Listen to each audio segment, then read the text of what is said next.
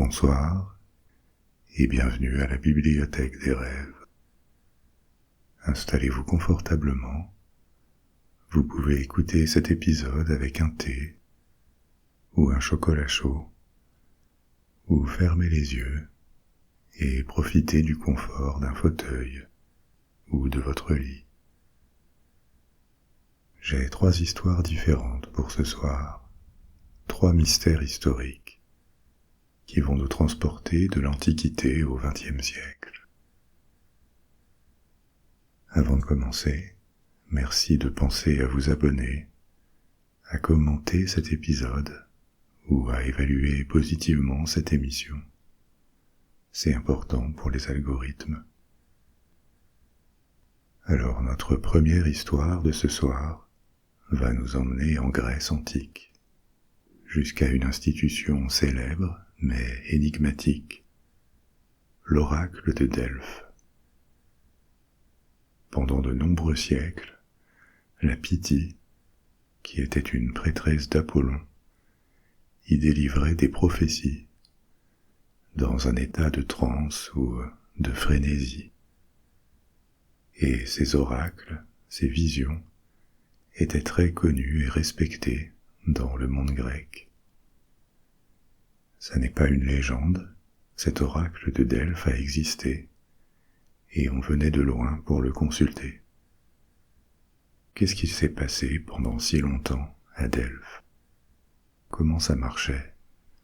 Et qui étaient ces femmes qui se succédaient dans le rôle de Pythie? C'est ce qu'on va examiner. Pour notre deuxième histoire, je vous parlerai d'un mythe moyenâgeux, mais qui a duré bien après le Moyen-Âge, celui des changelins. La croyance que des bébés ou de jeunes enfants étaient enlevés par des fées et remplacés par des copies qui n'étaient plus vraiment des êtres humains. D'où vient cette croyance qui peut paraître assez bizarre? Et qu'est-ce qu'il y a derrière un mythe comme celui-là, historiquement, culturellement ou psychologiquement? Et finalement, on se penchera sur la cour des derniers tsars de Russie, celle des Romanov, et des tourments dans lesquels ils ont été plongés pendant la Révolution russe. On s'intéressera à un mystère du XXe siècle, celui de l'une des filles du tsar Nicolas II, la plus jeune, la grande duchesse Anastasia. Pendant la Révolution, la famille du tsar a été exécutée et considérée comme éteinte. Mais à partir des années 1920, plusieurs femmes ont commencé à prétendre qu'elles étaient la fille survivante du tsar. Et certaines ont même été assez convaincantes. Est-ce qu'elles ont tout inventé, cette histoire, menti? Ou est-ce que la grande duchesse Anastasia aurait pu survivre? Grâce à l'ADN, cette énigme du XXe siècle a été résolue, et on verra dans quel sens. Mais d'abord, commençons avec la première histoire mystérieuse. Je vous emmène à Delphes, en Grèce antique. Vous avez peut-être déjà entendu parler de la Pythie, parfois aussi appelée la Pythonis, sans doute l'oracle le plus célèbre de l'Antiquité. Ce terme de Pythie, ça n'était pas une personne en particulier, mais une sorte de titre, le nom donné à un rôle, celui d'une prêtresse d'Apollon à Delphes. On ne sait pas précisément comment était choisie celle qui occuperait la fonction. On sait qu'il fallait une femme ayant une certaine capacité d'expression, en même temps simple et à la vertu impeccable. On pense qu'elle était cherchée et recrutée dans des familles qui vivaient autour de Delphes. Mais les règles ont changé avec le temps. Et il semble aussi que vers la fin, avant que l'oracle ne ferme définitivement, on la choisissait surtout pour son apparence, plutôt que pour son éducation. Mais pourquoi est-ce qu'il y avait un temple d'Apollon? Pourquoi est-ce qu'on y faisait des prophéties? Et comment tout ça fonctionnait? Pour le comprendre, il faut remonter le temps de plus de 3000 ans et en revenir à la Grèce archaïque, quand tout a commencé.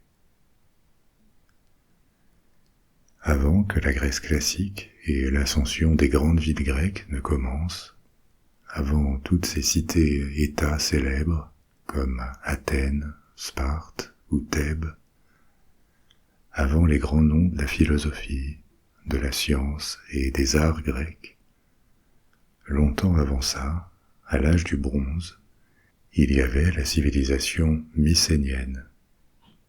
La Grèce classique et ensuite les conquêtes d'Alexandre le Grand, tout ça appartient à la deuxième moitié du premier millénaire avant Jésus-Christ.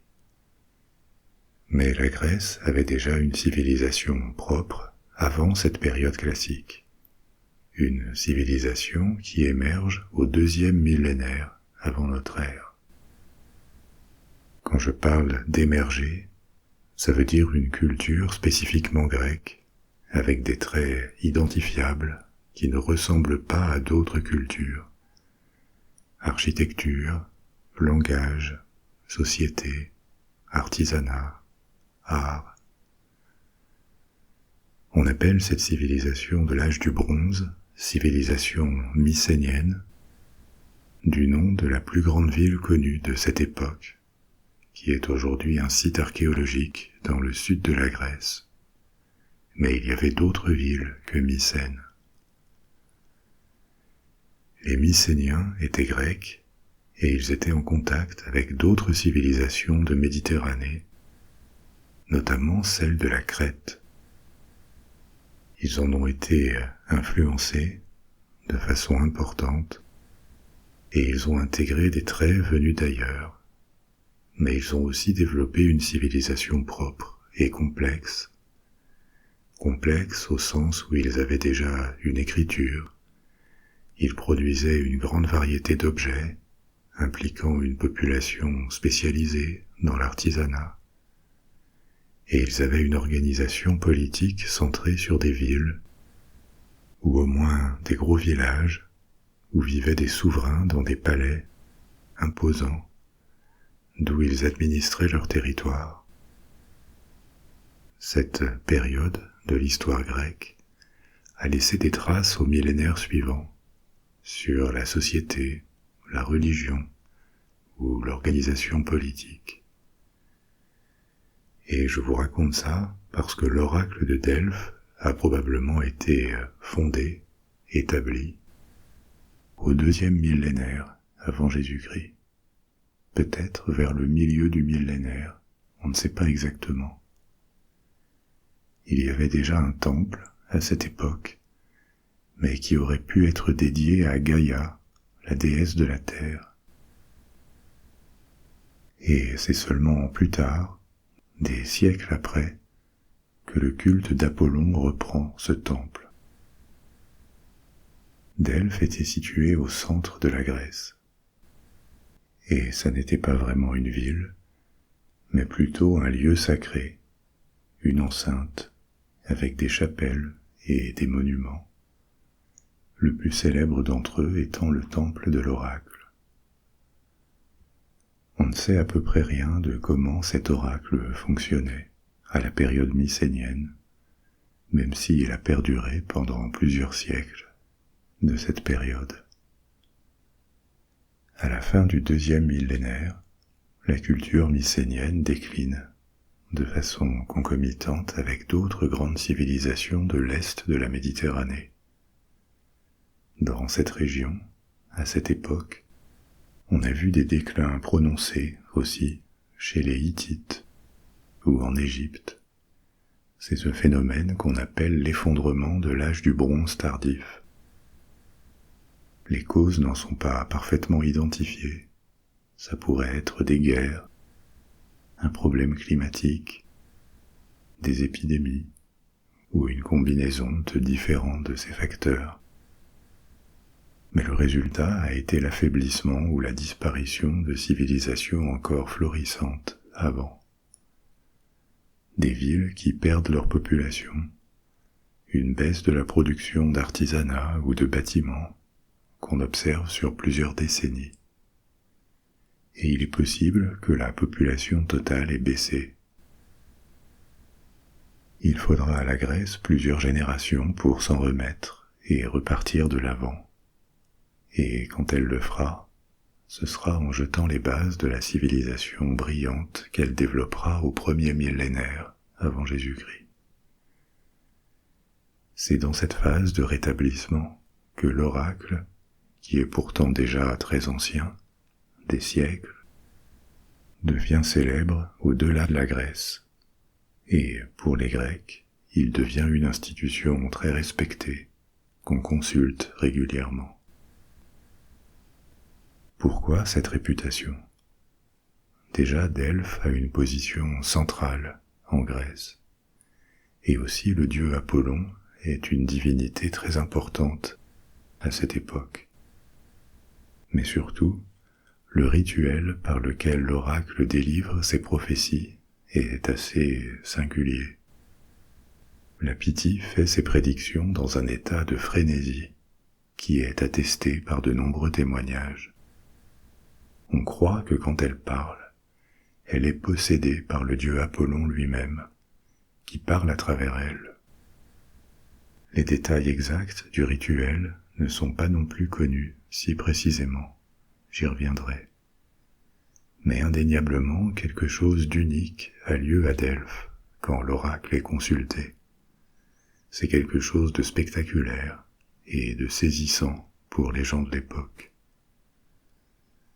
Les Grecs avaient un mot pour décrire l'état de la Pythie, enthousiasmos, qui a donné le terme moderne d'enthousiasme.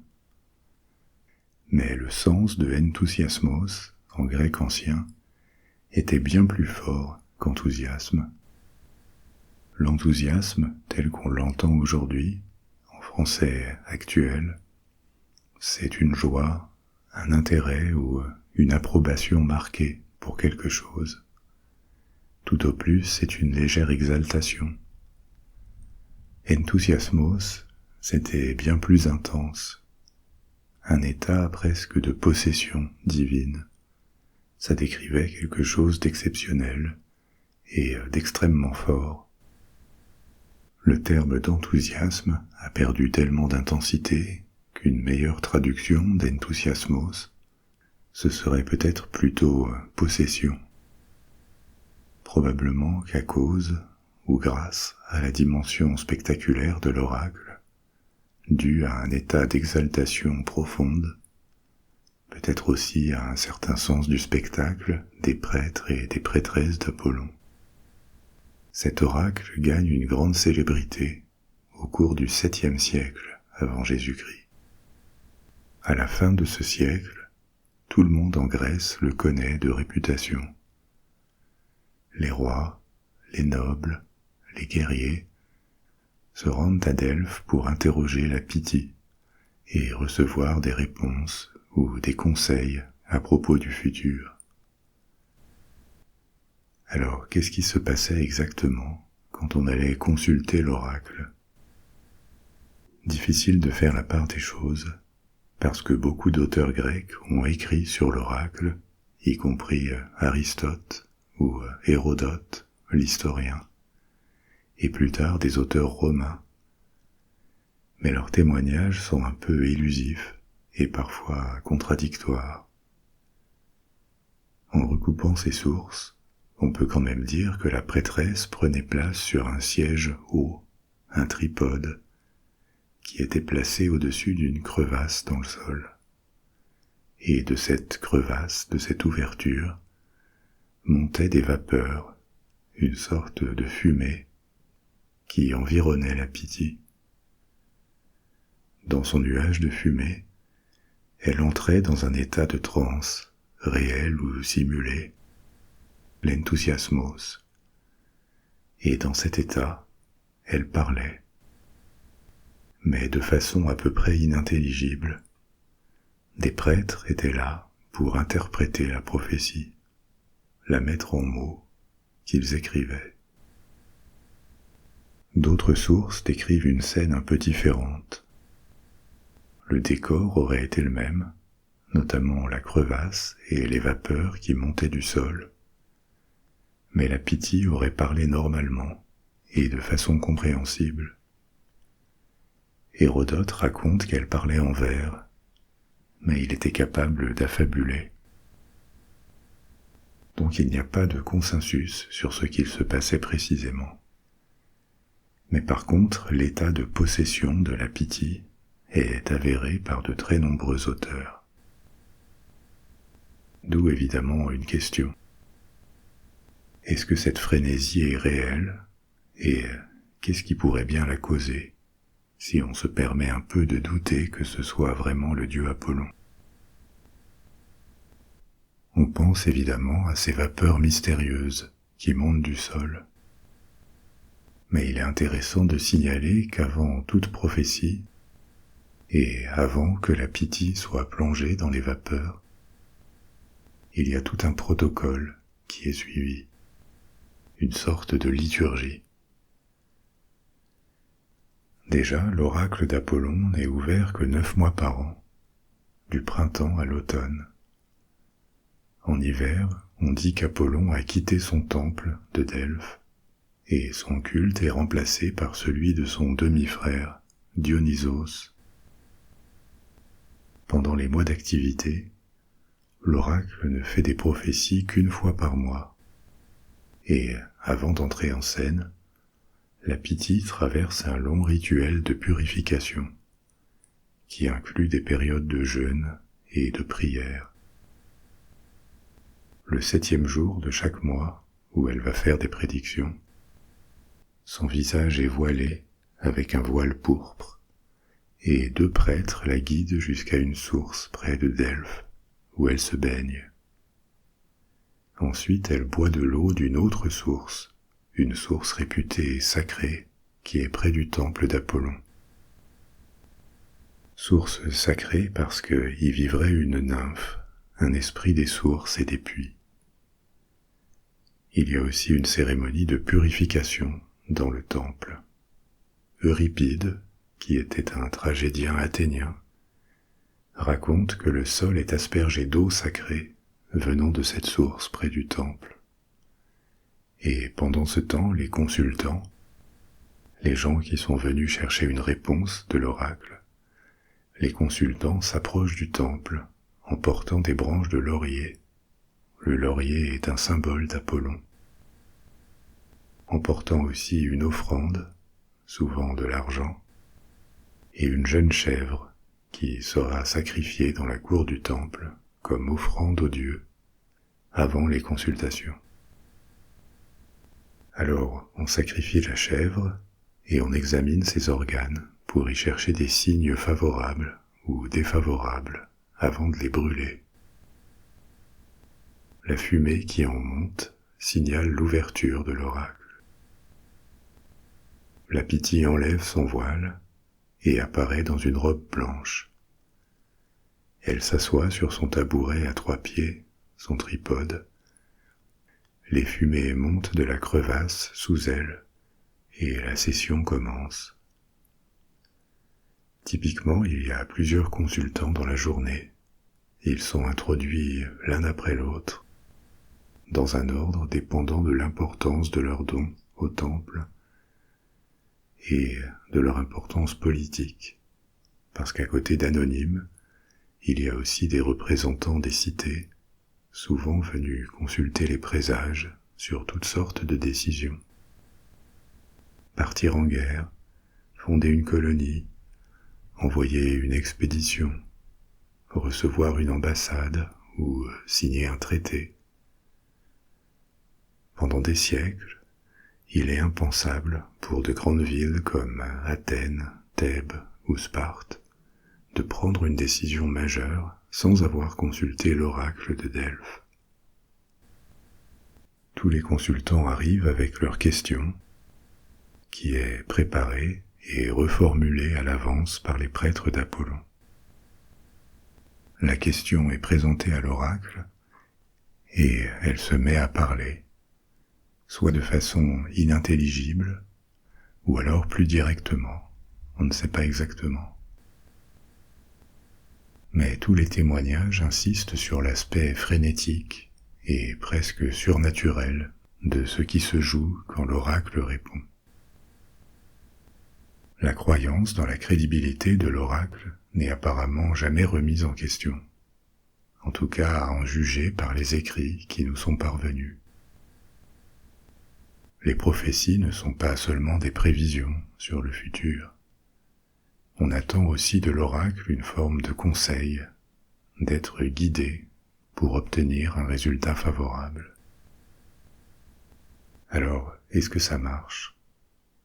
Dans les mythes et les légendes grecques, les prophéties se réalisent toujours, sans exception. Mais ça n'est pas surprenant. Ce sont des histoires, des fictions. Et vous avez peut-être déjà remarqué que dans toutes les fictions, même modernes, quand une prophétie est faite, elle fait partie de l'intrigue. Elle se réalise quasiment toujours, parfois avec un twist, d'une façon inattendue. Mais elle se réalise systématiquement, sinon on n'en parlerait pas.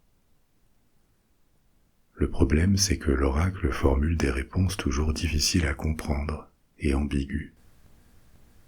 La Pythie répond, mais souvent sans trop se mouiller. De nombreuses fois, des particuliers ou des cités grecques prennent des décisions en s'appuyant sur l'oracle, et ça échoue lamentablement. Mais on ne peut jamais trancher entre erreur de l'oracle ou erreur d'interprétation des consultants. Par contre, ce qui est attesté, c'est cet état de transe, d'enthousiasmos, dans lequel la Pythie formule ses prophéties. Qu'est-ce qui pouvait bien se passer pour la plonger dans cet état ? L'explication la plus simple, ce serait que ce soit simplement du spectacle, que la Pythie simule cet état de connivence avec les prêtres. Ça pourrait être le cas, mais les Grecs n'étaient quand même pas si naïfs, et ils croyaient vraiment que quelque chose de surnaturel avait lieu. Alors on peut se demander s'il aurait été possible de les abuser pendant des siècles, avec le secret du fait que l'oracle était de la poudre aux yeux, passant d'une génération à l'autre, sans que jamais personne, à ce qu'on en sait, ne dénonce cette supercherie. Possible, mais pas si évident non plus. Et comme il y avait cette faille dans le sol, cette crevasse d'où montaient ces vapeurs mystérieuses, on peut aussi imaginer un autre type d'explication. Des explications qui auraient à voir avec ces émanations venues du sol. Est-ce que ça aurait pu être des gaz hallucinogènes ? Il y a des hydrocarbures, comme l'éthylène ou le benzène, qui peuvent avoir des propriétés hallucinogènes, et aussi, parfois, émaner d'une crevasse. D'où l'idée que cette crevasse dans le temple pourrait être apparue à la suite d'un séisme.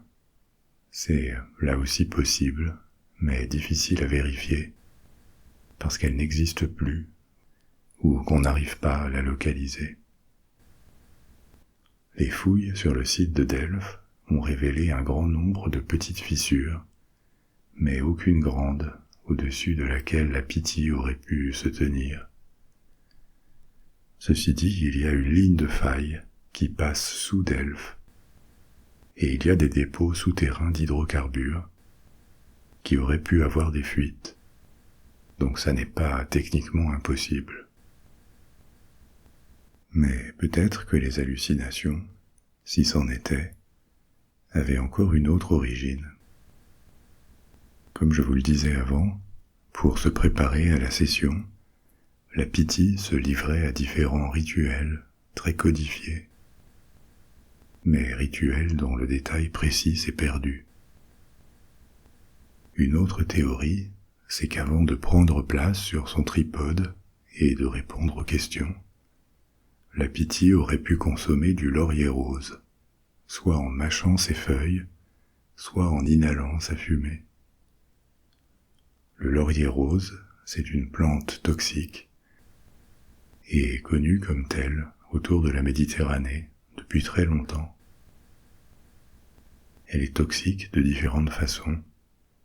L'ingestion provoque des nausées, affecte le rythme cardiaque, la sève est irritante, et si la Pythie avait mâché des feuilles ou respiré la fumée, ça aurait pu causer des symptômes ressemblant à ceux de l'épilepsie. Et justement, ce qui rend cette hypothèse un peu séduisante, c'est que dans l'Antiquité, les Grecs, et plus tard les Romains, croyaient que l'épilepsie était une maladie sacrée. Ils pensaient qu'une crise d'épilepsie était un moment de contact de la personne avec un autre monde ou avec les dieux, ce qui était justement ce que la Pythie était censée faire quand elle faisait ses prédictions. D'ailleurs, il n'est pas impossible que ces vapeurs qui montaient du sol n'aient pas été naturelles, mais artificielles. Elles auraient pu aussi émaner d'une cavité, une pièce sous le sol du temple, où on aurait brûlé du laurier rose ou une autre plante. Dans ce cas, les hallucinations de la Pythie auraient été provoquées par les prêtres, sur commande. Et là encore, un indice qui appuie cette hypothèse, c'est la découverte à Delphes d'une salle souterraine, sous le temple. Mais on n'a pas de preuve qu'elle communiquait avec la salle des prophéties. On ne sait pas exactement où était cette salle.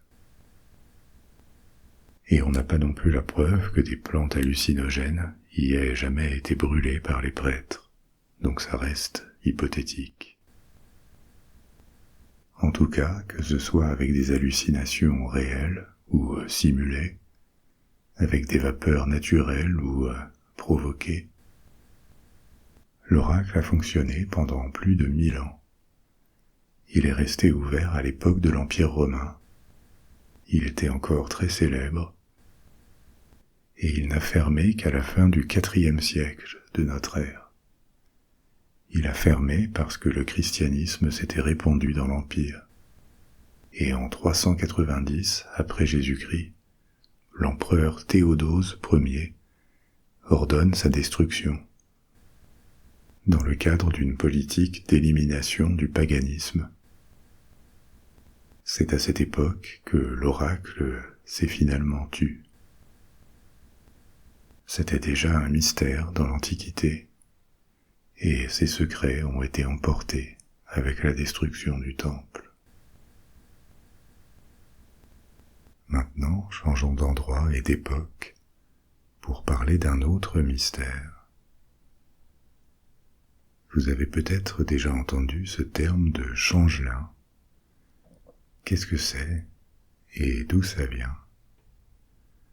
Pour le comprendre, il faut parler d'histoire et de folklore, et ça va nous emmener à travers toute l'Europe, où le même mythe, on pourrait dire aussi la même crainte, se retrouvait avec quelques variations.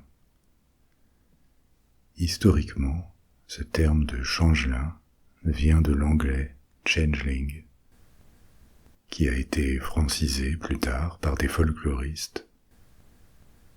Et ce terme anglais de changeling était originellement un synonyme, une alternative au terme de oaf, un mot qui vient du vieux norrois, la langue de la Scandinavie médiévale, et qui désignait un elfe, Alfr. Et on va voir qu'effectivement, notre histoire a un lien avec les histoires d'elfes, de trolls et de fées. Un changeling ou un oaf, c'était une créature d'apparence humaine qui avait été laissée à la place d'un bébé volé, subtilisé. Des fées ou d'autres créatures légendaires auraient volé des nouveau-nés et les auraient remplacés par des copies des faux, ayant la même apparence, mais une nature complètement différente. Une nature qui se révélerait plus tard, quand l'enfant grandirait. Ça paraît être une croyance assez bizarre, mais pendant des siècles, elle était prise très au sérieux. Et c'était une explication avancée face à un mystère. Certains enfants, en grandissant, devenaient différents, physiquement ou mentalement, alors qu'ils avaient été des bébés d'apparence tout à fait normale. La raison de cette étrangeté aurait été que le bébé avait été volé quand les parents ne regardaient pas et remplacé par un simulacre non humain. Mais pas toujours par des fées. En Scandinavie, on pensait que c'était des trolls. Les trolls du folklore scandinave n'étaient pas toujours ces grands monstres humanoïdes de la littérature fantastique moderne, même s'ils en ont été inspirés. Les trolls étaient toujours des créatures dangereuses et souvent malveillantes, mais selon les sources, leur description pouvait varier beaucoup. Parfois ils sont gros et stupides, mais d'autres fois ils sont dépeints comme semblables aux humains, sauf qu'ils auraient toujours vécu séparés de l'humanité, en s'installant dans des montagnes, des forêts ou des grottes. En passant de la mythologie nordique au folklore, les trolls ont beaucoup changé. Par exemple, apparaît l'idée qu'ils doivent vivre dans l'obscurité, parce que la lumière les effraierait ou même les changerait en pierre. Parfois, ils deviennent mangeurs d'hommes. Et selon les régions de Scandinavie, leur apparence va de gigantesque à petite, comme des nains. Parfois solitaires et parfois vivant en famille. Mais dans tous les cas, les trolls représentent une menace mystérieuse, qu'on ne voit pas parce qu'ils se cachent. Ils n'étaient pas systématiquement mauvais, mais toujours dangereux pour les hommes. En Pologne, par contre, les responsables des enlèvements et substitutions de nouveau-nés ne sont pas des trolls, mais des esprits féminins mal intentionnés, comme la Mamuna, un démon des marécages, ou d'autres créatures de la mythologie slave. En Allemagne, en France ou dans les îles britanniques, c'étaient des fées. Mais les fées du folklore européen sont assez éloignées à l'époque de l'image moderne qu'on s'en fait. Ce terme de fée, aujourd'hui, est assez positif dans la culture populaire. Une fée, c'est une minuscule femme ou jeune fille avec des ailes, généralement gentille. En tout cas, c'est un être qui suscite l'émerveillement. On en parle aux enfants. Ce ne sont pas spécialement des créatures à craindre. Mais cette image des fées date du XIXe et XXe siècle. Avant ça, les fées sont bien plus ambivalentes et certainement pas mignonne. Selon les folklores locaux, ce qu'on appelait une fée au Moyen Âge, c'était soit des divinités ou des esprits païens qui rôdaient encore malgré l'installation du christianisme, ou alors des anges déchus, des démons, ou encore des esprits des morts ou de la nature, des créatures plutôt inquiétantes et dangereuses, qu'on ne voulait pas croiser, parce qu'on les voit comme trompeuses, maléfiques et mal intentionnées. On les rend responsables des maladies, des difformités physiques, et selon les régions, ces êtres sont entourés d'autres croyances. On les repousse avec des porte-bonheur, comme des trèfles à 4 feuilles, ou les cloches des églises, dont on pense qu'elles les éloignent. C'est seulement quand ces croyances ancestrales vont se dissiper en profondeur dans les sociétés européennes au XIXe siècle, qu'on réinvente les fées sous forme d'êtres mignons et merveilleux. Entre autres, le revival celtique contribue à leur réhabilitation, parce qu'on se met à envisager l'héritage celte, gaulois en France, sous un angle beaucoup plus positif, un élément identitaire. Et l'iconographie des fées qui domine aujourd'hui, dans la culture populaire, se forme dans l'Angleterre victorienne. Donc, pour en revenir à l'époque où on craint les fées, dans de grandes parties de l'Europe, les fées jouent le même rôle que les trolls scandinaves. Une menace indéfinie, de créatures inamicales, et qui peuvent se cacher un peu partout, notamment dans les forêts. Et peut-être parce que le folklore celtique y était resté plus influent pendant plus longtemps, on croit aux fées en particulier en Grande-Bretagne, en Irlande, dans l'ouest de la France, notamment en Bretagne. Mais quel aurait été l'intérêt des trolls ou des fées à voler des enfants et à les remplacer? Là aussi, il y avait différentes théories au Moyen-Âge. En Scandinavie, on suppose que les trolls aiment voir leurs enfants élevés et soignés par les humains. Ailleurs, on pense que les traits des bébés, notamment ceux qui ont les yeux bleus et les cheveux clairs, plaisent aux fées, qui veulent se les approprier. Une autre légende raconte que les enfants des fées avaient besoin de lait maternel, du lait des femmes, pour survivre et grandir. Ou encore, les changelins seraient de vieilles fées, placées dans des familles humaines, sous une apparence humaine, pour que les hommes prennent soin d'elles. Alors pourquoi cette croyance populaire apparaît, et aussi pourquoi est-ce qu'elle est aussi répandue au Moyen-Âge, notamment dans les campagnes, et surtout quand elles sont isolées? Certains folkloristes pensent que même si ça n'est pas approuvé par des écrits, il pourrait y avoir une base de réalité dans ce mythe. Pas sur le fait que des vraies fées auraient subtilisé des bébés, mais sur le vol d'enfants nouveau-nés. Quand ce mythe prend forme, au premier millénaire, l'Europe est encore sous le coup de grandes vagues de migration et d'invasion, et elle change culturellement avec l'expansion du christianisme. Dans cette phase assez chaotique, des groupes de gens ont pu se mettre à l'écart de leur société d'origine, vivre à la marge, parce qu'ils rejetaient les changements linguistiques, politiques, sociaux ou religieux, ou alors ils auraient pu être ostracisés, exclus, contraints de quitter leur communauté d'origine.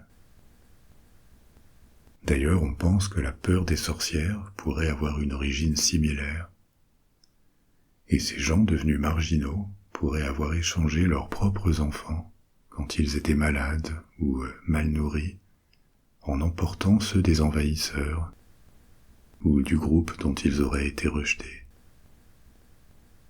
Ça n'est pas quelque chose de documenté, on ne peut pas le prendre comme un fait, mais ça paraît plausible, et ça pourrait avoir été un point de départ de ce mythe des changelins. Il y a aussi la possibilité que cette légende ait été inventée pour expliquer le développement atypique de certains enfants, physiquement ou mentalement. Ça n'était pas systématique, mais souvent on croyait que les changelins révélaient leur vraie nature en grandissant. Il pourrait avoir servi d'explication à toute une gamme de pathologies mentales, de malformations, de cas d'autisme qu'on attribuait aux fées par méconnaissance de leur origine réelle. Pour autant, les troubles mentaux divers, qu'on appelle folie au Moyen-Âge et à l'époque moderne, ne sont pas toujours attribués aux fées, loin de là. La croyance est surtout installée dans des villages ou des hameaux reculés, dans les villes, c'est beaucoup moins le cas. Comme moyen de protection contre une substitution d'enfants, il y avait différentes mesures que les parents, notamment les mères, étaient invités à prendre. Par exemple, placer un objet en fer, comme une paire de ciseaux, près de l'enfant, parce qu'on croyait les fées effrayées par le fer, ou placer un crucifix près de l'enfant, ou encore le baptiser le plus vite possible pour le protéger. Et bien sûr, toujours garder un œil sur les nouveau-nés. Ces précautions peuvent paraître naïves, mais il faut garder à l'esprit qu'au Moyen Âge, et encore après, les conditions de vie sont très précaires dans les villages. Le risque de disette ou de famine rôde constamment. Et la plus grande richesse d'un paysan pauvre, c'est la quantité de bras disponibles pour travailler dans son foyer. Un enfant handicapé qui devient un adulte impossible à marier, qui ne produira pas, mais qu'il va falloir nourrir, c'est une catastrophe économique pour un foyer. Un désastre qui peut menacer la survie du reste de la famille. C'est cruel, mais beaucoup d'enfants suspectés d'être des changelins pouvaient être abandonnés, battus ou exposés à l'eau et au feu, parce qu'on croyait que ça les forcerait à avouer leur vraie nature. Ça laisse à penser qu'il aurait pu y avoir aussi une utilité, une fonction de cette légende. Elle pourrait avoir fourni le prétexte pour se débarrasser de certains enfants, sans affecter trop la conscience de leur famille. Donc une possible dimension sociale et psychologique. Une sorte d'alibi sous lequel commettre un acte d'abandon. Ça pourrait expliquer pourquoi le mythe va perdurer bien après le Moyen Âge, jusqu'au XIXe siècle. D'ailleurs, une histoire assez marquante est survenue en Irlande en 1895, il y a seulement 130 ans. Une histoire qui révèle l'ancrage de cette croyance dans les changelins. Une femme, Bridget Cleary, est tuée par son mari, qui l'accuse d'être une changelin. Cette histoire a lieu dans l'Irlande rurale et reculée, où on vit assez peu différemment de 2 ou 3 siècles plus tôt, à l'époque. L'Irlande est en moyenne très pauvre à la fin du XIXe siècle, et les campagnes sont restées largement à l'écart de la révolution industrielle, à part quelques produits manufacturés qui ont fait leur apparition. Alors cette histoire a lieu dans le centre de l'Irlande, dans une ville du comté de Tipperary. Bridget était née en 1869, et à 18 ans, elle épouse Michael Cleary, un tonnelier. Il fabrique des barriques. Elle a une certaine autonomie et une certaine liberté pour une femme de cette époque dans son milieu. Ça n'est pas une paysanne ignorante. Elle gagne des revenus en veillant sur un poulailler, dont elle vend les œufs, et elle est aussi couturière. Elle possède une machine à coudre, et elle confectionne des robes. Il est difficile de connaître l'état de ses relations avec son mari. Au début de leur mariage, elle continue à vivre chez ses parents. Ils ne vivent pas en couple. Mais ça n'est pas forcément révélateur d'une séparation. Ils sont tous les deux très jeunes et pas encore prêts à fonder un foyer ensemble.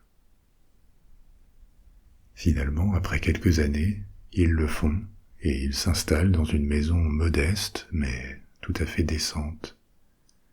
Une maison qui a quand même une réputation particulière, parce que selon la rumeur, elle aurait été construite sur un ancien cercle de fées, c'est-à-dire un cercle de pierre de l'époque préhistorique, avant même les Celtes.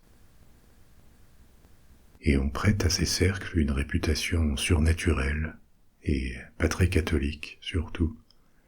On les prend pour d'anciens habitats des fées. En mars 1895, Bridget tombe malade. Et après une semaine de ce qui pourrait avoir été une grosse bronchite, un médecin est appelé à son chevet. À ce stade, elle est très malade, tellement malade que, par précaution, on prévient un prêtre pour qu'il vienne lui administrer les derniers sacrements. Au cours des 2 jours suivants, dans un contexte qu'on ne connaît pas précisément parce que ça se joue dans un huis clos dans la maison, son mari, plusieurs amis et des membres de sa famille, dont son père, observent ou se mettent à croire qu'elle n'est pas seulement malade, mais qu'elle n'est plus elle-même. On la croit possédée, alors on la soumet à des traitements et à des rituels censés expulser la fée ou le démon qui a pris possession de son corps, soit pendant sa maladie, soit depuis toujours, parce qu'elle serait en train de révéler une nature non humaine. Ça inclut l'approcher très près de la cheminée. Vous vous souvenez qu'on croit que les changelins doivent admettre leur vraie nature quand on les expose au feu. Et ensuite, on ne la voit plus.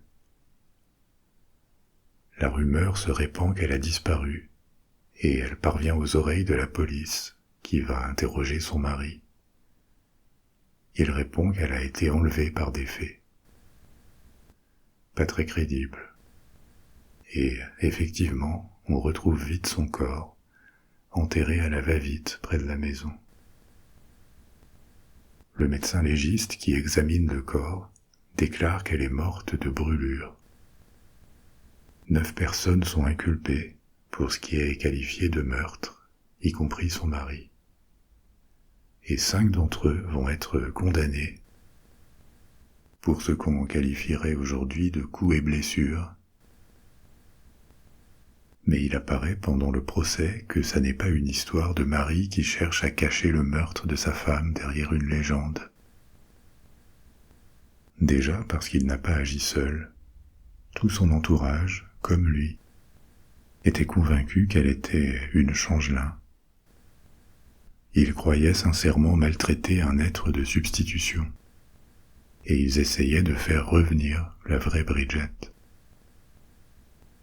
Et c'est ça qui fut leur ligne de défense pendant le procès.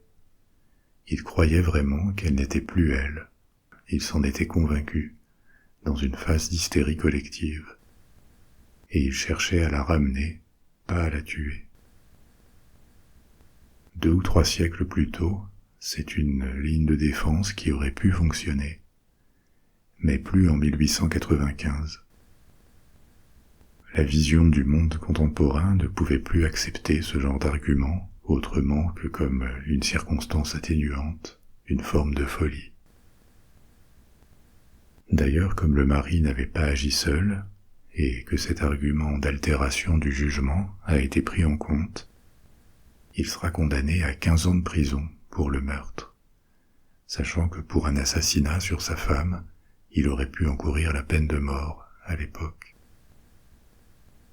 Plus tard, des auteurs qui se sont penchés sur ce cas ont avancé l'hypothèse que Michael Cleary, le mari, aurait pu avoir une fragilité psychique qui aurait été attisée par le stress de la maladie de sa femme, et qu'il aurait fini par convaincre l'entourage de cette histoire de possession ou de changelin, sur un terrain de superstition qui était déjà partagé par tous, avant que Bridget tombe malade.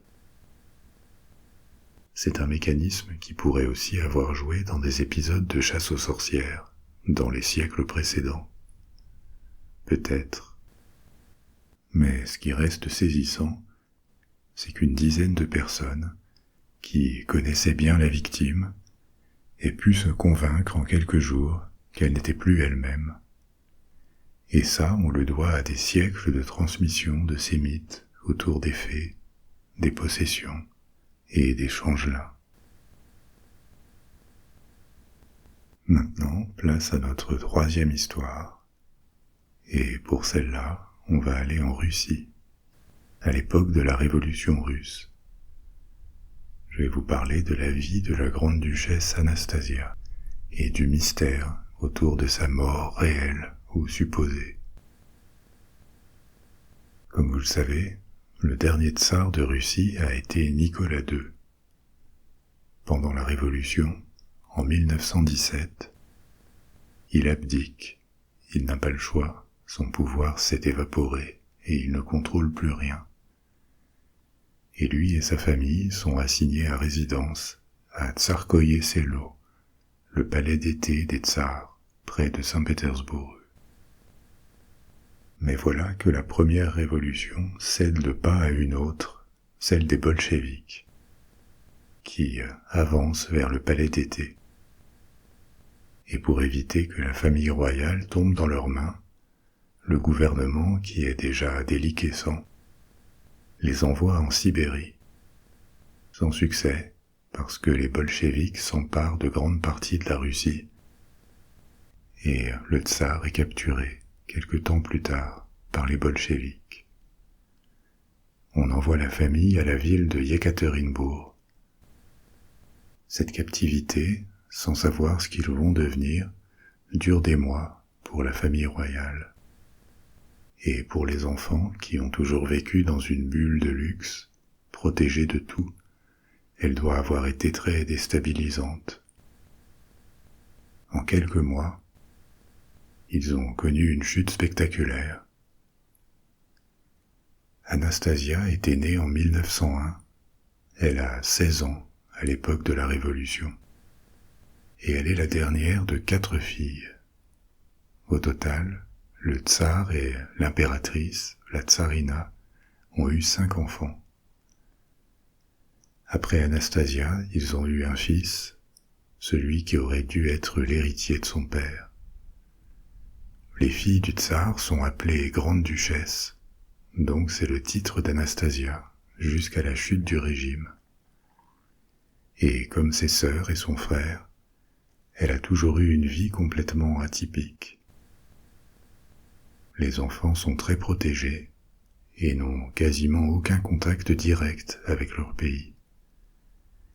Ils séjournent dans différents palais, notamment le palais d'hiver à Saint-Pétersbourg et le palais d'été à Tsarskoye Selo, entourés de dizaines de serviteurs, professeurs particuliers ou instructeurs. Les seuls autres enfants qu'ils fréquentent sont ceux de la haute aristocratie, et ils sont constamment surveillés et servis. Il y a de la discipline dans leur vie, mais ils vivent dans un luxe et une abondance totalement extravagants, que probablement plus aucune famille royale ne connaît à cette époque, au début du XXe siècle. Les autres monarchies européennes ont aussi leurs palais et leurs aides, mais avec des pouvoirs limités et des résidences moins opulentes que celles des Romanov. Cette bulle, formée par la cour royale, vit complètement séparée du pays, où le russe moyen est pauvre, et vit sans connaître grand-chose du reste du monde. À l'inverse, la cour de Russie est très internationale. D'ailleurs, depuis le XVIIIe siècle, ses membres parlent plus le français et l'allemand que le russe, qui est presque une langue étrangère pour eux. Les souverains et leurs familles apprennent le russe parce qu'il le faut bien, mais les impératrices sont choisies dans l'aristocratie allemande, et les enfants sont éduqués en français et en anglais.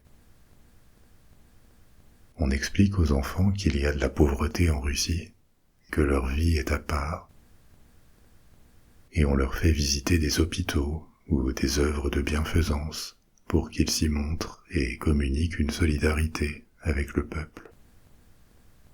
Mais ça reste pour eux quelque chose de très théorique, quand la vie quotidienne est faite de confort, d'intérieurs opulents et de pièces remplies de jouets.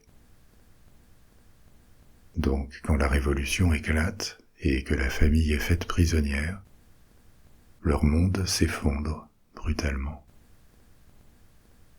Cette captivité dure des mois, jusqu'en juillet 1918, quand le groupe de bolcheviks qui les retient à Yekaterinbourg les exécute. À ce moment, la Russie s'enfonce dans la guerre civile entre les bolcheviks et l'armée rouge qu'ils ont mis sur pied, les communistes donc, et les royalistes, les Russes blancs, qui consistent en fidèles au régime tsariste qui essaye de reprendre le contrôle avec d'anciennes armées tsaristes.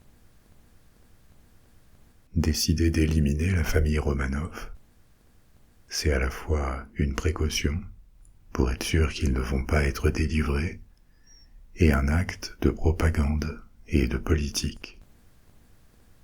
Ça démoralisera peut-être les contre-révolutionnaires, puisqu'il n'y aura plus de tsar légitime à remettre sur le trône, ni Nicolas II, ni son fils. Et ça montre une détermination à aller jusqu'au bout. Ce sera la victoire ou la mort, sans négociation. La nouvelle de cette exécution choque le reste du monde, encore qu'en juillet 1918, la Première Guerre mondiale fait toujours rage, et ça fait passer cette nouvelle au deuxième plan. Mais on prend acte de ce qui s'est passé en Russie, et la famille est présumée entièrement morte. Anastasia et ses sœurs aînées, Olga, Tatiana et Maria, laissent au final peu de traces dans les mémoires. Elles étaient trop jeunes pour avoir réalisé quoi que ce soit, ou exprimé une personnalité propre, et on les tient pour des victimes tragiques de circonstances sur lesquelles elles n'avaient aucune prise. Mais ce nom d'Anastasia ne vous est sans doute pas inconnu, parce que l'histoire ne s'arrête pas là. Dans les mois qui suivent sa mort présumée, plusieurs jeunes femmes commencent à affirmer qu'elles sont Anastasia, survivantes du massacre de la famille. L'une d'entre elles, Anna Anderson, va affirmer pendant des décennies qu'elle est Anastasia, avec des partisans et même certains témoins qui confirment ses dires. Autour du destin d'Anastasia va s'installer un mystère qui a duré des dizaines d'années. Pourquoi ces rumeurs de survie d'Anastasia? Et pourquoi certains les ont jugées crédibles pendant si longtemps?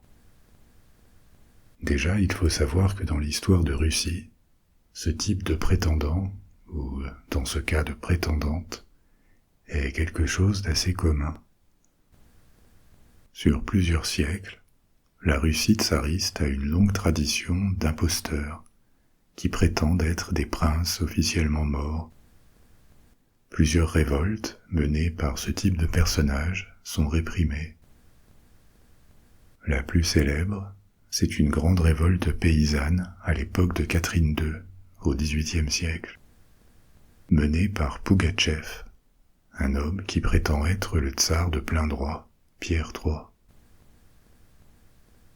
Ensuite, cette rumeur de survie d'Anastasia s'appuie aussi sur le fait que l'exécution des Romanov a eu lieu discrètement et rapidement.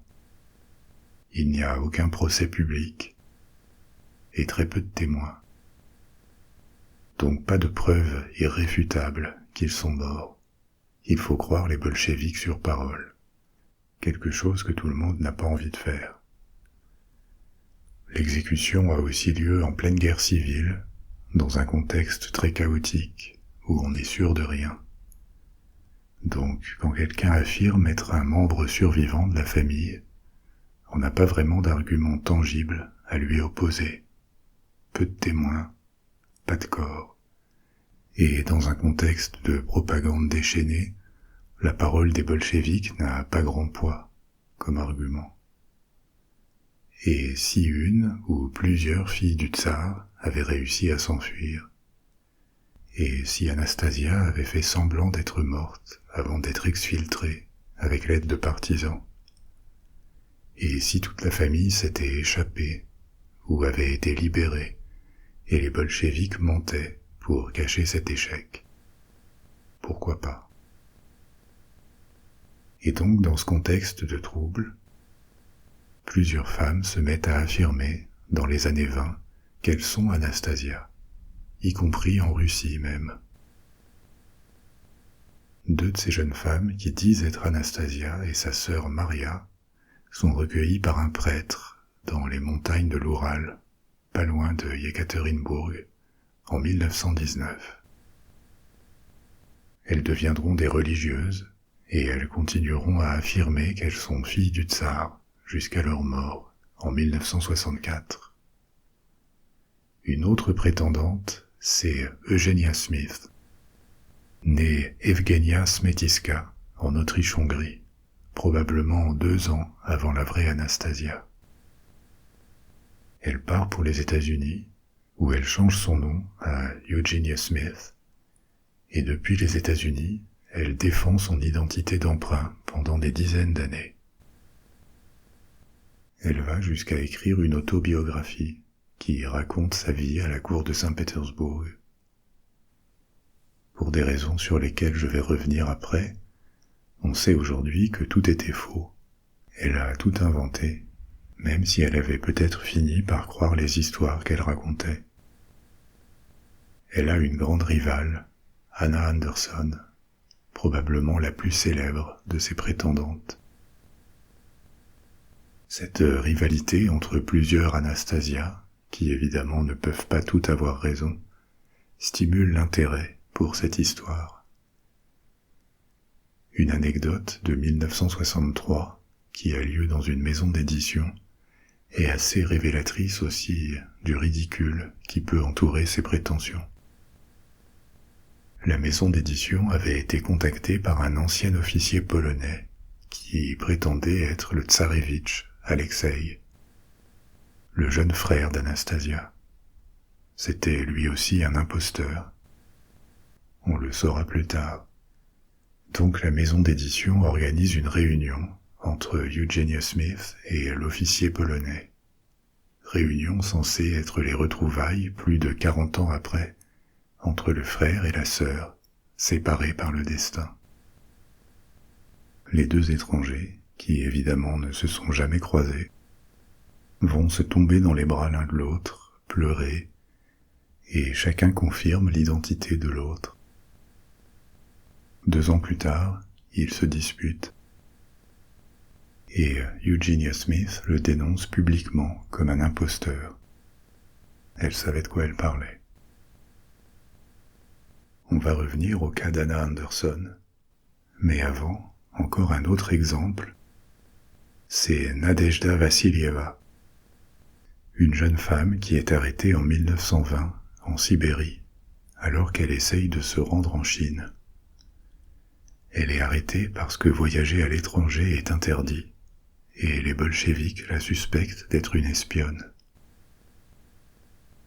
Elle est emprisonnée longtemps à Moscou et à Saint-Pétersbourg, qui s'appelle maintenant Leningrad, et ensuite sur une île de la mer Blanche, tout au nord de la Russie, avant de passer entre différents asiles psychiatriques.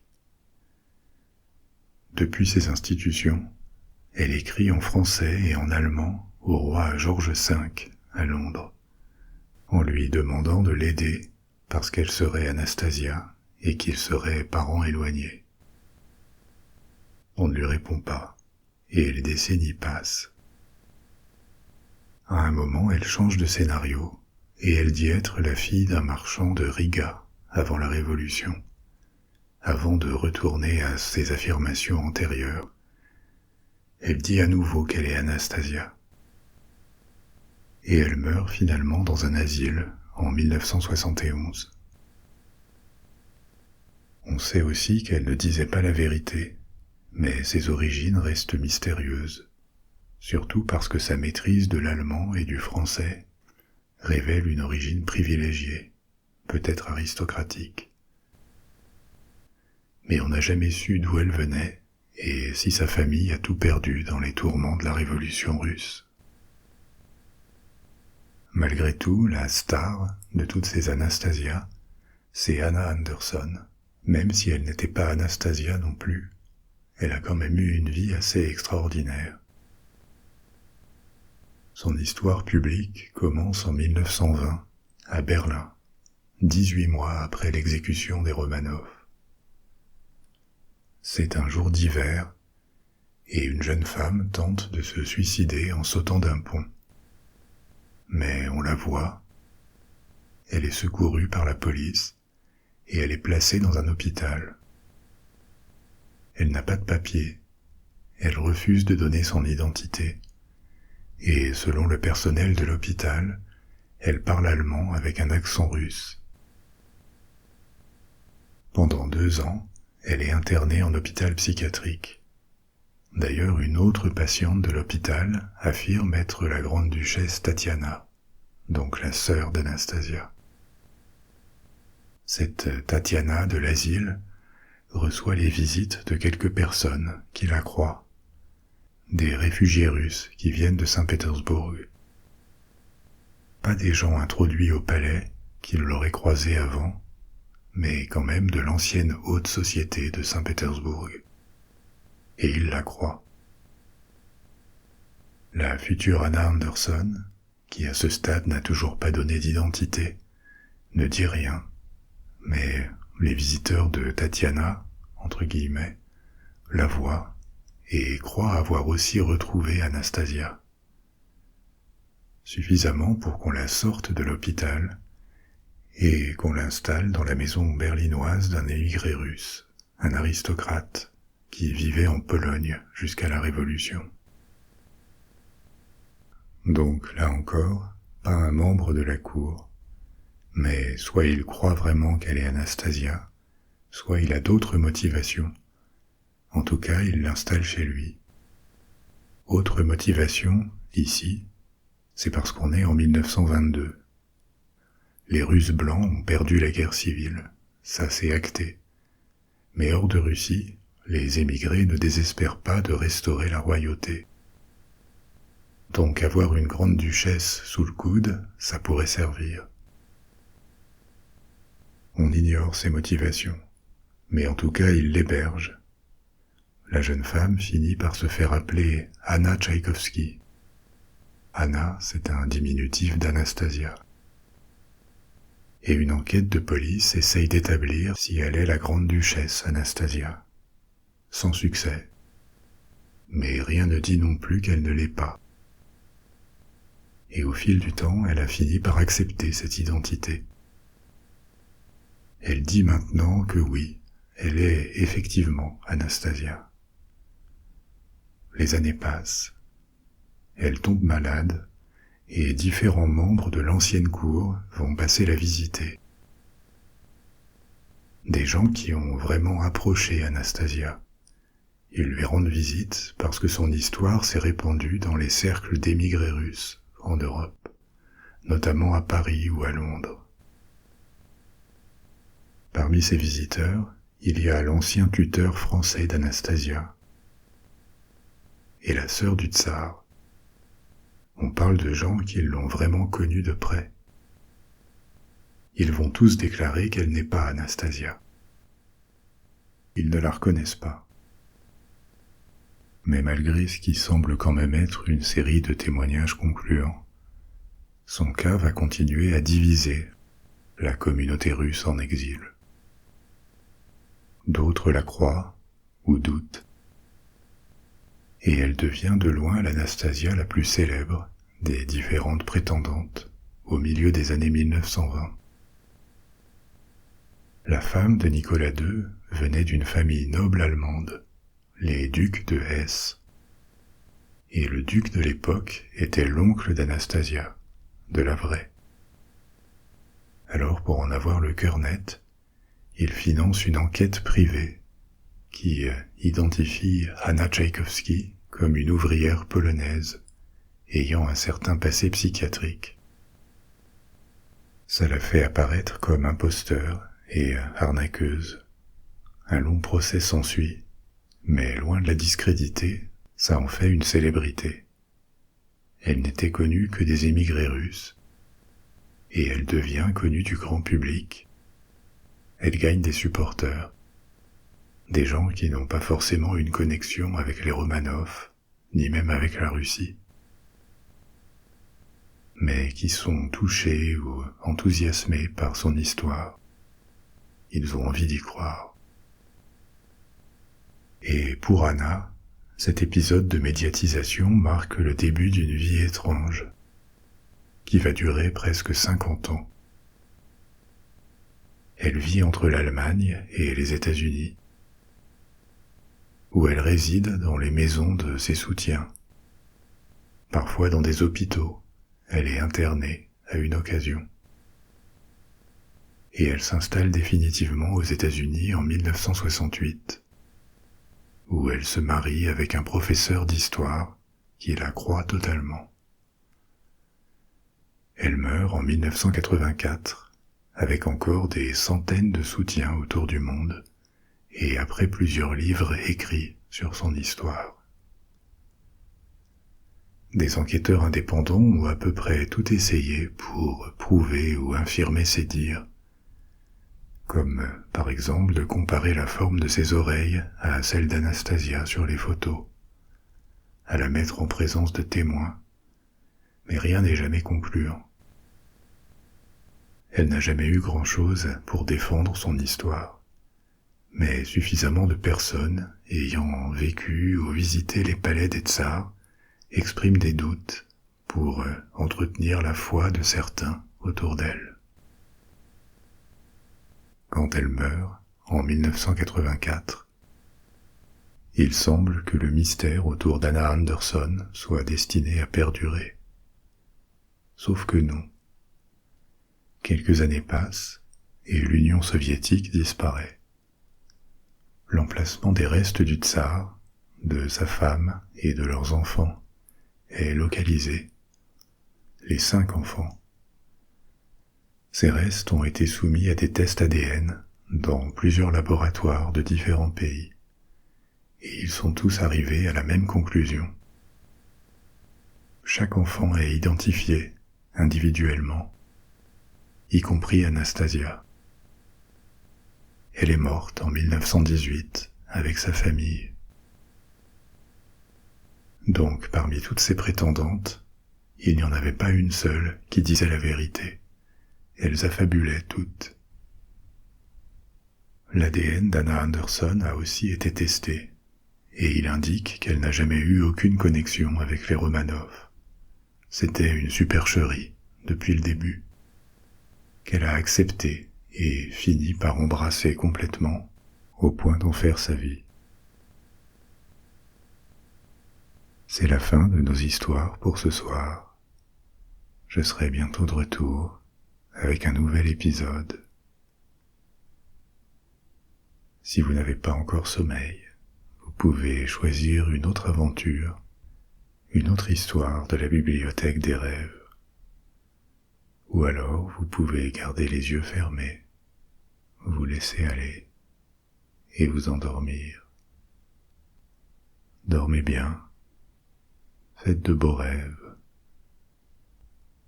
Au revoir.